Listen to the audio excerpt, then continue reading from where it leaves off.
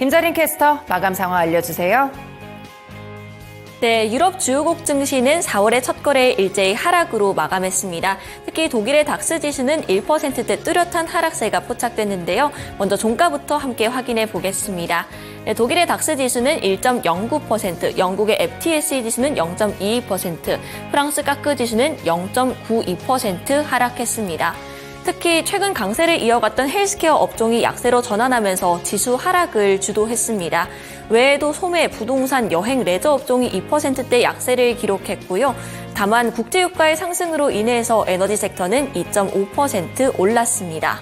특징주로는 영국의 패션 소매 업체 슈퍼드라이가 있습니다. 무려 55% 급락이 연출되면서 사상 최저치를 기록했는데요. 이 CEO가 회사 인수권을 검토하지 않겠다는 소식과 함께 이런 큰 폭의 하락이 포착이 됐습니다. 또 여러 가지 유럽 관련된 경제 지표들이 발표가 됐고 앞으로도 예정되어 있습니다. 먼저 독일의 3월 CPI부터 살펴보겠습니다. 전년 대비는 2.2%, 전월 대비는 0.4% 상승했습니다. 전년 대비로 비교만 했을 때는 3년 만에 최저 상승률을 기록했다고 하고요. 이에 따라 유로존의 금리 인하 기대감은 점점 커지고 있습니다. 또 오늘 한국 시간으로 오늘 오후 6시에 유로존의 3월 CPI 잠정치 그리고 2월 실업률이 발표가 됩니다. 그 뒤를 이어서 4월 4일과 4월 5일에는 각각 유로존의 PPI와 소매 판매가 예정되어 있습니다. 다만 오늘 간밤 이렇게 유럽 증시 전반적으로 약세 흐름이 나타난 데에는 미국의 경제지표 발표로 인해서 연준의 금리 인하 기대감이 후퇴했기 때문입니다. 국제유가 보겠습니다. 국제유가는 지정학적 리스크로 인해서 연이틀 강세를 보이고 있습니다. 85달러도 돌파했다고 하는데요. 현재 시세부터 살펴보겠습니다. 네, 현재는 85.44달러에서 거래되고 있습니다. 0.34% 오른 상황인데요. 이렇게 국제유가가 결국 85달러를 돌파하면서 급등세를 이어가는 데에는 지정학적 리스크가 가장 큰 원인입니다.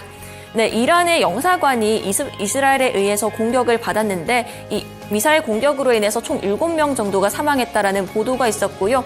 그 배후로 이스라엘을 지목하고 있고 보복 또한 예고했습니다.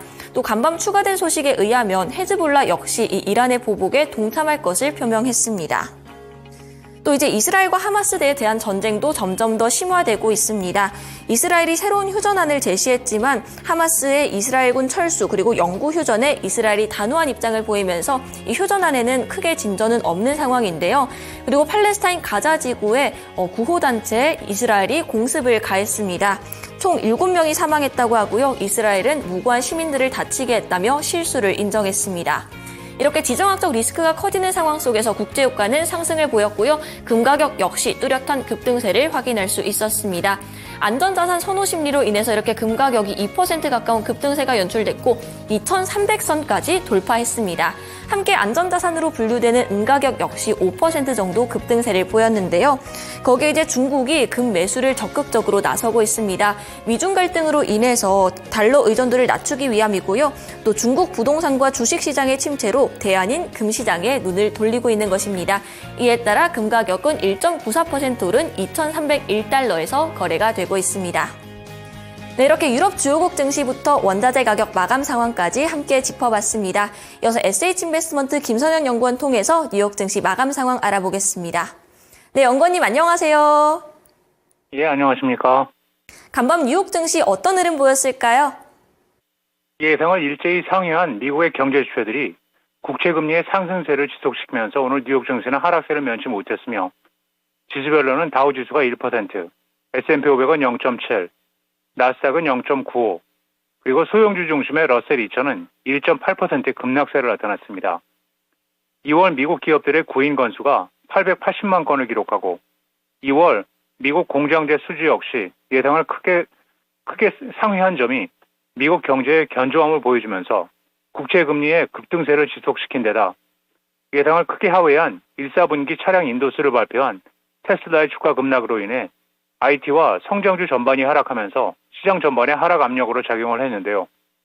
CME 그룹 패드워치에 따르면 연준의 6월 25 베이시스 포인트 금리 인하 가능성은 약 56.6%로 전일 대비 하락했는데요.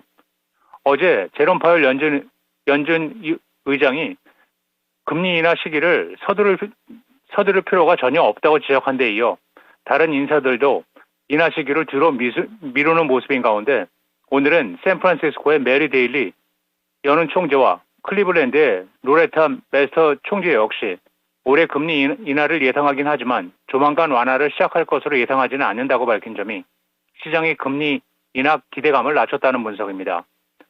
업종별로는 국제유가가 1.5% 이상 상승하면서 배럴당 85달러 선까지 오르며 지난해 10월 이후 최고치로 상승한 데 따라 에너지 업종이 상승했고, 또한 유틸리티 업종이 소폭 강세를 보였던 반면 소매 업종을 비롯해 건설, 부동산, 헬스케어, IT, 운송 등 대부분이 약세를 보였고, 벤치마크인 10년 만기 국채금리는 전일 대비 상승한 4.365%, 달러 인덱스는 0.24%의 약세를 보였습니다.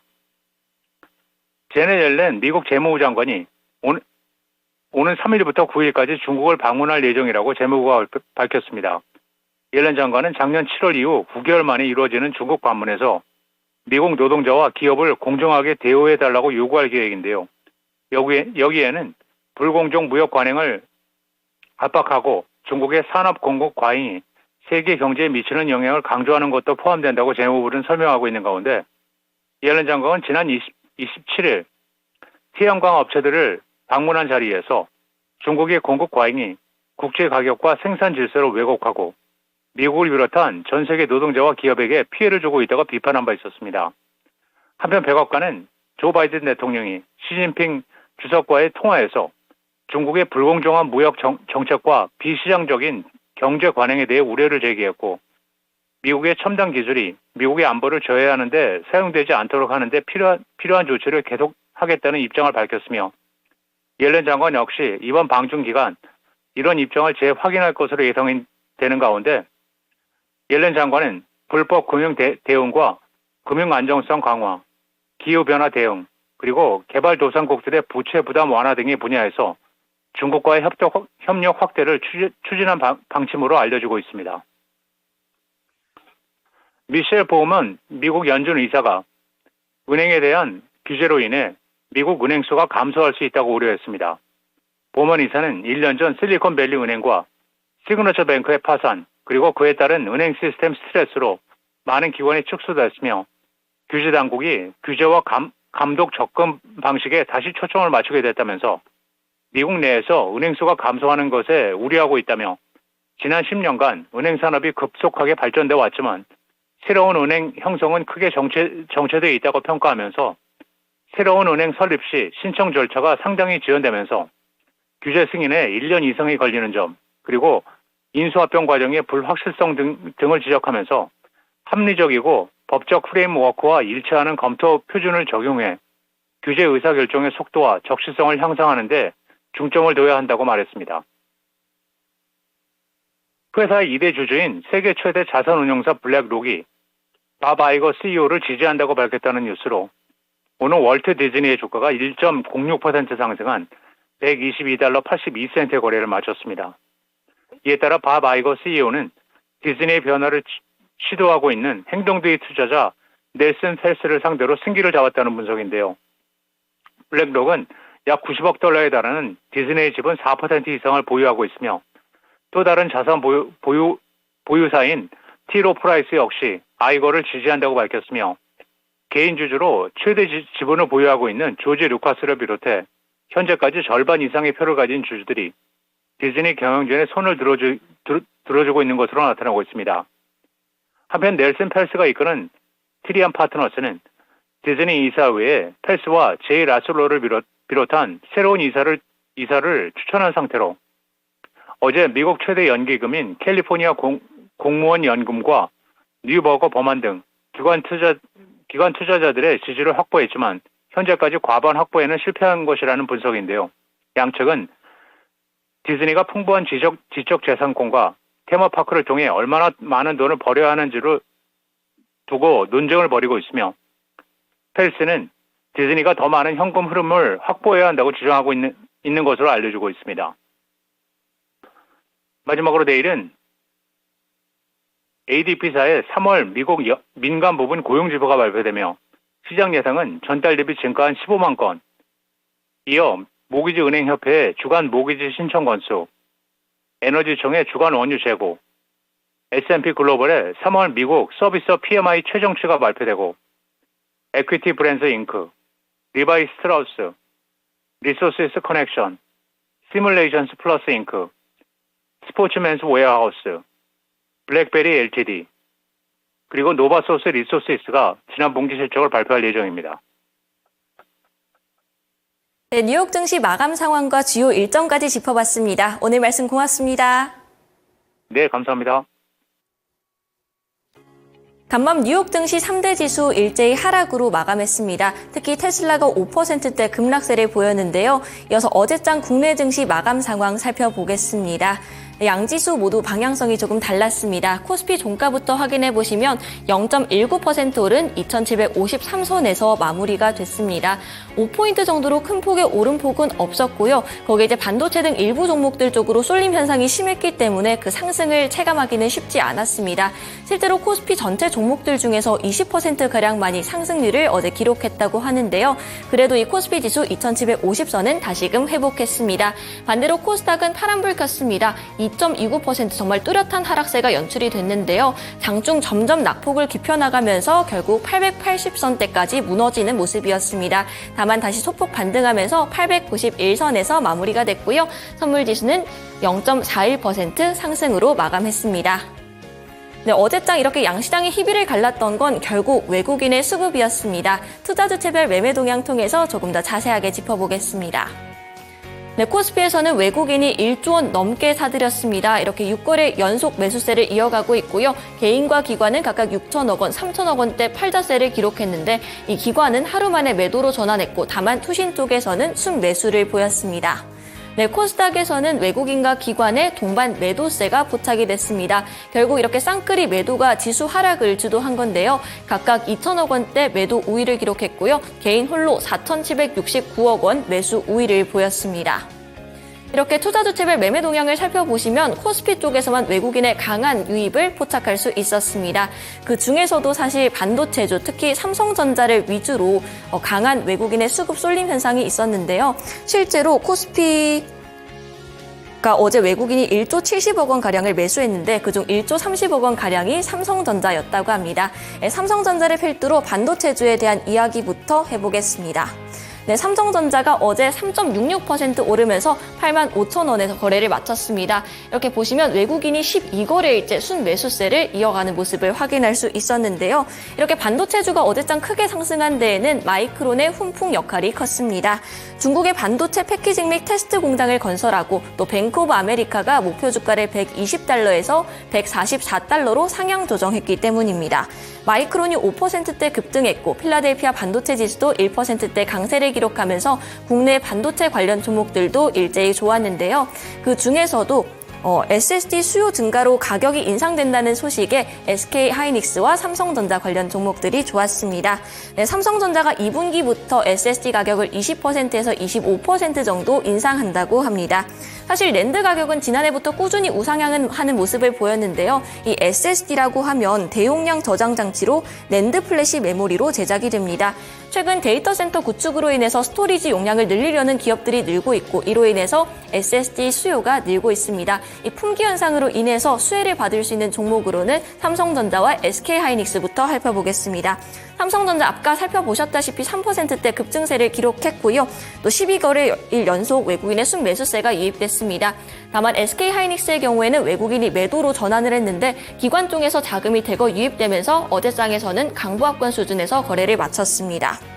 어제장에서 이 반도체 대표주들 외에도 CXL 관련 종목들이 좋았습니다. 네, 엑시콘에 대한 이야기부터 해보겠습니다. 엑시콘은 21.94% 오르면서 종가는 33,350원이었습니다. 외에도 네오셈도 8%대 강세를 기록했는데요. 이 두 종목이 사실 SSD와 엮여있는 종목이기 때문에 크게 올랐고 그 뒤를 이어서 CXL 관련 종목들도 부각을 받은 것으로 풀이가 됩니다. 이 엑시콘의 경우에는 국내 SSD 테스터 1위 업체에 꼽히는데 삼성전자에 이 테스터를 공급하고 있다고 합니다. 관련해서 CXL 다른 종목으로는 오킨스 정자, TLB가 4%대 강세를 기록했고요.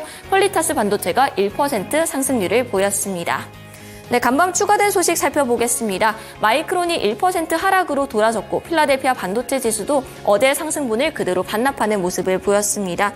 어제장 이런 반도체주의 상승이 미국발 훈풍의 영향이 컸기 때문에 오늘장 반도체주의 시세를 살펴볼 필요가 있겠고요. 또 미국 정부가 한국이 중국향 반도체 장비 수출 통제를 요청했습니다. 미국의 경우에는 6월에 예정돼 있는 G7 장관회의 전까지 이 합의에 도달하고자 하고, 또 한국의 경우에는 중국의 보복으로 인해서 좀 논의를 이어가고자 하는데요. 표를 보시면 이 필라델피아 반도체 지수 1.5%로 하루 만에 하락으로 마감했다는 점까지 확인해 보시기 바랍니다. 네, 이렇게 반도체주 외에도 어제장 에너지주도 강세를 보였습니다. 국제유가 강세 속에 정유주, 에너지주가 부각을 받은 건데요. 어제장 초반에 WTI가 83달러를 돌파하면서 10월 이후로 5개월 만에 최고치를 경신했습니다. 가장 큰 이유로는 지정학적 리스크를 줄 수 있습니다.